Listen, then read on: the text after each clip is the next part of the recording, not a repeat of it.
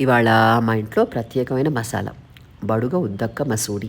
ఇది బడుగ తెగ వాళ్ళ మసాలా అనమాట.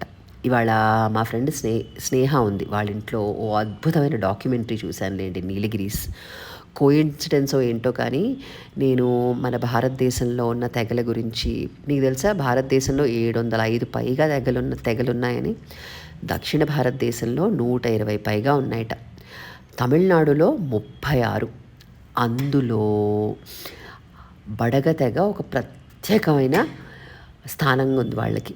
నీలగిరీస్ కొండలో నివసించే వీళ్ళు వ్యవసాయాన్ని జీవనశైలిగా అనుసరిస్తారు. వీరి భాష బడగ భాష. ఇది ద్రవిడ కుటుంబానికి చెందినదైన తమిళం కాదు, కన్నడం కాదు, పూర్తిగా వీరి స్వంత శైలి. బడుగ తెగలో ఒక పవిత్రమైన ఉత్సవం ఉందండి. ఈసారి ఖచ్చితంగా వెళ్ళాలనుకున్నాను. హెతే హబ్బ. ఇది శీతాకాలంలో జరుపుకునే తల్లి దేవత పండుగ. తెల్లటి బట్టలు ధరించి పాదయాత్రలు చేస్తూ తమలపాకు అన్నంతో ఆమెకు సేవ చేస్తారు. ఇది కుటుంబాన్ని, సమాజాన్ని, పాతతరం జ్ఞాపకాలని ఒకటి చేస్తుందట. హితయ్య అమ్మవారు వాళ్ళకు ఒక దేవత కాదు, ఆవిడ ఒక జ్ఞాపకం, ఓ పెద్దమ్మలా. ఆమె ఇచ్చిన బుద్ధి, ఆమె చూపిన దారి, ఇవే బడగ సమాజాన్ని నడిపిస్తాయి అంటారు. ఒక ప్రత్యేకమైన విషయం ఏమిటో తెలుసా? సాయి సాయి పల్లవి సంతామరే ఉన్నారు కదా, ఆవిడ కూడా ఈ బడగ తెగకు చెందినవారట.